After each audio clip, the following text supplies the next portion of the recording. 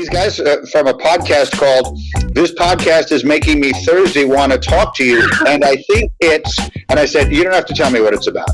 I said, if it's called This Podcast is Making Me Thirsty, you definitely don't need to tell me what it's about. And I'm going on. This is what I want to do. It's a Seinfeld podcast. It's called This Podcast is Making Me Thirsty. But I thought, this is what a podcast should be. I just did the Seinfeld guys pod the other day. I came up with these pretzels are making me thirsty. Oh, that one. Shout out. We've done it. I've done it. Have you did it? I've not gotten a chance to do it yet. I'm looking forward to it. It's so fun. They're so fun. When I don't know, it must have shown up in my feed, but I see these guys tweeting about Seinfeld. I'm like, oh, what's this?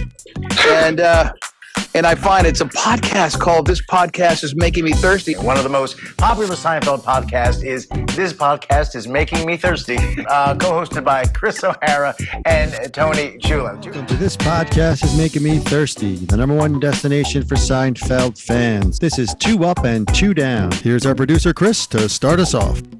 Thank you for tuning in for another episode of 2 Up and 2 Down. And today we got a season 2 episode, The Baby Shower. And Chris, give us a little intro and you're first up here. Yeah, The Baby Shower, May 16th of 1991. Larry Charles, of course, wrote this episode. 17.2 million people tuned in that night. What else was on that night, folks? On Fox, 90210, of course. ABC had Miracles and Other Mysteries. I mean, I don't know how the Seinfeld didn't win this night. And then on CBS, there was a Jailbirds movie with Diane Cannon and Felicia Rashad, Ahmad's old wife, and of course of Cosby fame. So here we go. 2 ups and 2 downs, 2 positives of the show and 2 negatives as analysts. That's what we're going to provide for you here. All right. I enjoy to some degree, the first scene. I love Jerry's line, or Elaine's telling them that, her friend's pregnant, Leslie, blah, blah, blah.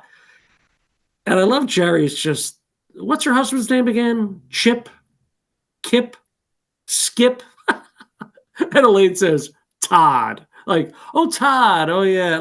Not even close. I mean, and that's relatability. I'm terrible with names. If I don't know someone's name, I go, what's his name? Larry. And I'll say that if it's a girl, I don't know, what's her name? Sally. So I feel this. Jerry doesn't know. He's just coming out with Skip, Kip, whatever. And then it's Todd, which is completely out of left field. So I don't know. It's small, but again, I like when things kind of get rolling and there's funny moments as we open shows. So I'm giving Jerry the nod here as my first up. All right. Yeah, good one there. So, Tony, over to you. What's your first up? Baby showers. I mean, think about the baby showers. It's got all kinds of sentimental for me. It's just one of those early season 2 episodes that you just seen 6,000 times. It's so New York and that early episode stuff. It's got Larry Charles all over it. So there's so much there. It's just not a lot to pick out for ups and downs. It's just a lot of dialogue, a lot of old episode kind of, how Seinfeld is in those early seasons, which we love. But to find ups and downs is a little tricky now. I will say George, I'm not giving up or down here, but he's just doing Woody Allen on this completely. And especially, Howard mentioned, he's literally just doing Woody Allen, which he says he was doing. Jason Alexander admits he's pretty much doing a Woody Allen impression early on. And this was a masterclass in a Woody Allen impersonation, for crying out loud. Anyway, my first up, see, again, it's just so much going on here. He took the whole first scene there. I will say it's not my up because he took the scene, but I love when George says, the collar's okay. I wear it under sweaters. Perfect George, he keeps the shirt with the stain on. I think the whole scene, just the Jerry. Yeah, that's fair. I'm not going to use it as my up, but I think the show, to my point about sentimental, is also very foundational. We get to see a lot of George character traits in this one, and a lot of Kramer and Jerry too, for that matter, and Elaine. Always wanted to be, with the Kennedys and higher class than she is. That's Elaine. I'm rambling here. I haven't given it up yet. My first up is going to be, if you're okay with this, because you took the first scene, I think George in the first scene, I just said he's doing Woody Allen, but I love the collar line. Then he throws up, then he does a pick the dollar up after he leaves the money down, which is typical George too. After he pays for the money, he goes back, grabs a dollar. And then he says, I have to say something. I'll never forgive myself. And Jerry's like, oh, really? Well, I won't be able to forgive myself. It won't be about this. So you got three great George character, like boom, boom, boom, right in a row. Let us know who George is in that first scene. Because this is still season 2. We're just getting to know these characters. That's why I think it has a lot of, I know it's towards the end of season 2, but still, I think it's foundational. And I think although George is doing Woody Allen, he's given us a lot of who George is, and it's evident in that first scene. So I'll take those kind of 3 pieces of that scene. I think I was leaning more towards Jerry on that one. So I'll go George. All right, very good. You got George and Jerry so far for ups. Chris, your second up, please. Yeah, I'm going to take, because I think he's going to go, I think I know where he's going to go. I'm going to give him that one for the next one. But actually, he's probably got a couple here. But, I'm going to go 2 friends of the show. I'm going to, as guest stars. Leslie, of course, Christine Dunford, and Mary. I mean, they were great. I mean, who catered this? Sears? I love that line. And it just, I mean, what a dig. I mean, like, if someone's throwing a party and someone says that, I mean, there's probably nothing more insulting. And then obviously Mary, that just burst of emotion going after Jerry. I mean, it was what? She was in the show for 20 seconds. But when you think about the baby shower, you think of Mary, liar. I mean, it's just the passion in that party, in his apartment. Listen, this is early on. Larry Charles. Obviously, the main 4 are kind of establishing themselves. Tony mentioned we're learning a lot. But at its core, we know this show's about guest stars as a great compliment to them. And I think these ladies did that. So, and hell, friends of the show, that always helps. So, second up, Mary and Leslie. Right. Yes, we had great conversations with both Christine Dunford and Margaret Reed, who played Mary. And she pulled off what George wanted to do, which was, just yell and get revenge on an old date that's, stiffed him. Great up there. Tony, back to you. Your second up. Yeah, since Chris already gave 2 ups, I think he probably thinks I'm going with the Kramer Jerry conversation around the whole getting the cable. And he's right, but I'm also going to tie it right into the whole thing. I mean, since I have given 2, he already gave his 2. I mean, the FBI stuff is incredible too. I mean, that's a Larry Charles. You don't see the star of a show getting shot up, even though it's a dream. It wasn't, clearly a dream until obviously starts getting shot, but it was one of those episodes where you're like, what the heck is going on here, right? But, everyone got those black boxes back then. I remember my grandfather getting it to watch Yankee games specifically, basically what Jerry's doing here. Anyone around back then, the whole scrambler thing, call it what you will, but, if you had one of those, you were living high. We didn't have one, but like I said, my grandfather got one just for the Yankee games, pay-per-view, the whole thing there. I mean, Hammer Time, Jerry's going to be a cable boy. Kramer's becoming Kramer a little bit here. Good stuff. Jerry with the antenna, the whole thing there. I love throwback stuff when they're in New York City with the whole rabbit ears and scrambling up TV. That's going to be my next up. I think, we get another insight into Kramer, who he is. He knows these Russian guys. He knows the cable guys. We get insight to Jerry. It's against the law. It's illegal. The whole thing there. It's not illegal. It's against the law. Good stuff by Kramer. So that's my second up in a really packed episode. But again, pulling stuff out for ups and downs and things like that is a little tricky on this one. So that's my second up. All right, yeah, very good, Tony. Like that one too. So Chris, let's go over to downs. What's your first one? Yeah, I mean,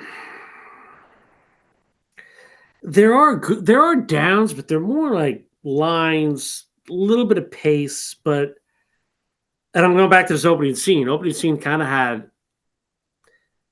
a lot, and well, here we go. I mean, the Lyme disease convo, I don't remember, like Danbury, like just a little too much. Like, and like, I know the show's about nothing, but that was really nothing. Like, oh, the Lyme disease, hold a grudge like Komani, and even Tony gave George an up, but that opening scene, like, he was like getting up and down. It was like walking around too much and kept like splicing in. I don't know. Again, they were building the foundation. I get it, but and he was. I think what we were both saying is the opening scene is we like these lines, but but on the flip side, I didn't like a lot of lines. So the holding a grudge, and the Lyme disease, and Danbury, Connecticut, like it was just all over the place. Like they didn't need all that. She could have just said, "Hey, can I use your apartment? You're going to be in Buffalo, whatever." Great. And I forgot he was on the plane in Buffalo too, with that old guy. Yeah, he's not bad either. I'm going to be the last person you see, or something like that. It wasn't bad. But anyway, the hold the grudge, the first scene, some of those lines, I'm sticking with the Lyme disease. That keeps popping in my head as a down, so I'm going to stick with that. And obviously, George is like getting up and down. It didn't feel like George. Like he didn't do that much. All right, so that's my first down. All right, Tony, over to you. What's your first down here? Yeah, that was going to be my first down, and he hit every single point. Exactly the same thing. Like I gave up for George, but I also wrote down here the first scene is way too long. It's just basically George doing that monologue back and forth, doing Woody Allen. The Elaine stuff I thought was terrible that he just mentioned, the Epstein bar with a twist of lime. They hammered the Kennedy stuff. I just think they didn't, this is what they were doing early on. This is what Pink Hats probably complain about these episodes, the pace, things like that. And I agree. I mean, that was going to be my down because I think it really hurts this episode. I don't really have other stuff written down. It's funny he mentioned the guy because I had him as an up and a down. I wanted to hear his take. I almost want to give that a down because I think it was just a waste, but it was kind of funny too, maybe. So I don't know. We'll see. But my first down is, again, it's a weird one because it's George at the baby shower at the end. I don't know why, but it gets me every time when he's carrying the gifts and he's pushing the thing and they're leaving and she's like, come on. Like they have to go all the way that far with him groveling, like to him carrying all the stuff out for her. It wasn't enough with the cake and everything else. I don't know why, but that ending always gets me when George has maybe it's the gifts. They just look so like cheap and proppy and fake. I don't know what it is. There's something about that with George and those gifts, leaving that scene, leaving the party, pushing the thing. I don't know. Well, lady's husband should be picking him up at the end of the thing, maybe getting the stuff in the car. I don't know. Why is George doing that? I don't know what it is about it. I don't like it. I don't have a lot of downs that pop out. The first scene was a big one, and O'Hara kind of took it. So I'm going to do that. I wrote that down. George at the end with the gifts and the TV cracked. I don't want the TV cracked. Is that part of it? Maybe. I don't know. When the Russians cracked the TV, like, what, they shoot it? They shot a hole in it or something like that. Like, come on. That's Larry Charles, I guess, but I didn't love that either. Is that your second down? What are you doing here? I don't know what I'm doing. I had it written with the George thing. Maybe it's the ending, but I we'll get there. All right. My ending is George walking out with the gifts. Forget the TV cracked. Okay. All right. You don't like the fact that George is now groveling towards Leslie and, becoming her little whipping boy at the end of the episode. All right. So Chris, over to you. What's your second down? Yeah, second down. At the party, the cable guys fighting each other. These guys are big Russians, and they're just like fake strangling each other's neck. It's just like, I don't know, bad acting, maybe bad directing. I'm taking a shot at Sharonis here, but like, I don't know. That never felt right. And then like they kind of like storm to the back of the bathroom. Like, are they going to fight back there? Like, what the hell's going on? I don't know what they're fighting about. Like, what are they fighting about? They're at a nice party. They're getting free food. how long does it take to put the cable up? And maybe that's a mystery, but the grabbing each other's neck like this, I don't know. I just thought it was so corny then, now, and forever. The Russian guy's fighting, second down. Yeah, and then the guy goes into the bathroom and he calls Kramer over, like he needs to talk to him like a chick, like to work something out. Like, come on. Yeah, all right, I get that. So that's a good down. Tony, what's your second down? Yeah, I mean, it's a lot in this episode that can go either way for me. The Russian guys, one day I love them, the next day I don't. It's one of these, you've seen it so many times, and now we're trying to like analyze it. There's just so much going on in this one. I'm gonna go, and I kind of mentioned the TV part, but I'm just gonna go with the the kind of last little scene where George gives a good George line. Every woman on the face of the earth is complete control of my life, and yet I want them all. As that irony. Then it cuts to Elaine with her. Why can't I meet a Kennedy? I saw John Jr. once downtown, which kind of foreshadows obviously the contest stuff. And then Jerry, I said, got a good time once. I'll call you. Who takes that literally? Like, it kind of wraps up the episode a little too neatly, if you will. Which is good and bad, which is where I'm kind of getting at this. Like, and Larry Charles does that, did it with the subway, as dark and as like innovative his episodes were, and they really were, and they just brought in these crazy, guns and all kinds of stuff like this, robberies and muggings and everything else. But in the end, he always made sure to like make it a sitcom ending at the end. And whether that's good or bad, we could probably go back and forth on this one. I'm going to give it a little bit of a down.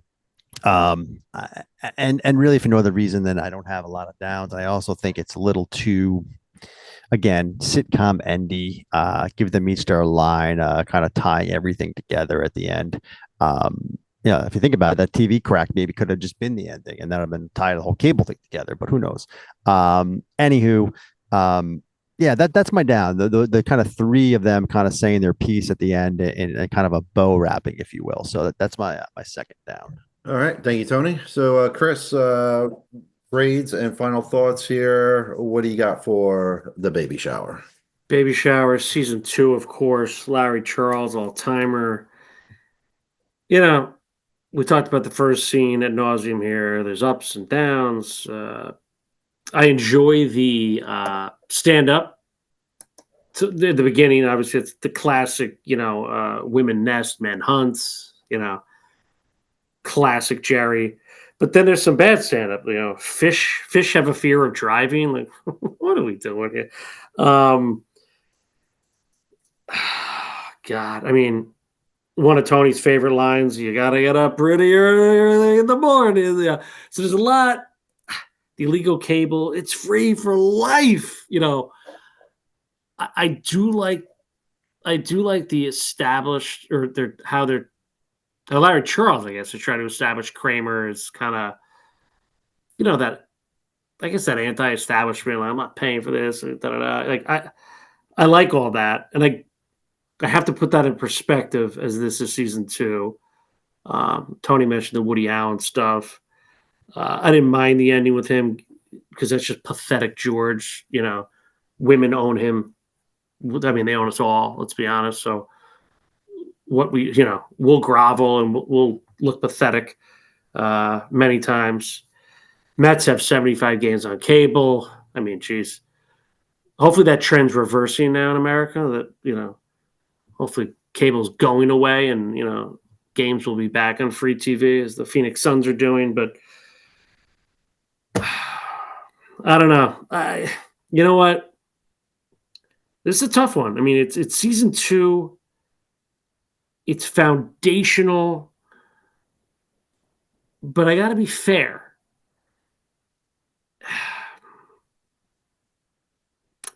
Baby Shower's a B-. I think it's sentimentality. I think obviously plays a role. I really couldn't go lower. You can't go C. I mean, it's just all four were good. Not great, but good, and trying, and like I said, foundational episodes do mean something. Probably could have went a little higher here, but I'm trying to be fair as an analyst, so I'm going to stick with the B- The Baby Shower. All right. Yeah. Thank you, Chris. And Tony, over to you. Your grade and final thoughts here. Yeah, I mean, this is what I keep going back and forth with too. Sentimentality. I keep going back there in my head. Like, is this episode as good as I think it is? Just because I remember it so much and I've seen it so much, and it's got pretty up in the got to get up in the morning. That is one of my favorite lines. I didn't use it. I love how George, wears the shirt under the sweater. It is Larry Charles. I mean, George is doing Woody Allen at the beginning. You don't get much of Elaine. I mean, you get Elaine who she is, but I mean, is she funny? Is she giving us anything? Not really. Kramer's being Kramer. Jerry doesn't do much, on the plane there. I'm in the same boat. I'm between pretty much those two grades. I mean, I hate to do it. I really do. I think O'Hara really he kind of nailed it with the B minus. I mean, I wanted to give it a B. I wrote down I can't go size B plus. I'm kind of between the B and B minus as well. As much as I like Margaret Reed, friend of the show, he gave it an up. The more I watch that screaming scene, the less I like it in a weird way. So that hurts it. I'm going to go same grade. I'm going to say B minus for the baby shower. I think, you ask me tomorrow, I might say B. I think sentimental value alone, O'Hara's point, you're not putting in C range. Just can't. Season 2, Larry Charles. But you also can't, you got to be fair here. Jerry's gonna be my cable boy. How far is that going to take us? Now, to be fair, Tony in his original rankings, folks, had the baby like 97 in his top 20. No, I didn't. Top 20, ranked at 20th. What? Yeah, so that's why I didn't know where you're going. I think that sentimentality plays a role sometimes. Yeah, but as I'm analyzing it and grading it, I can't put it that I can't give it that high of a grade. So you're asking me where I rank it? Yeah, when I rank, I'm ranking more on gut and I think sentimentality probably wins out higher. A 20 is high though. I can't believe I had it that high. That's crazy. I don't check that before I do this because I don't want it to sway me. Because that's crazy. That is, I had a 20. Wow. No, I'm saying I could have given it a B, maybe B plus. I wrote down B plus, but we're talking through it and. Folks, just to put a little more crystallizing what that 20 means to him. 21 for him, original rankings, the outing. So there you go, folks. Let me pull up the sheet and start calling out O'Hara's rankings. Fucking guy. And that's a wrap. All right. Well, what did you have it ranked at? Yeah, freaking. Oh God. 45th. All right, 45th isn't a B minus. That's more of a B plus.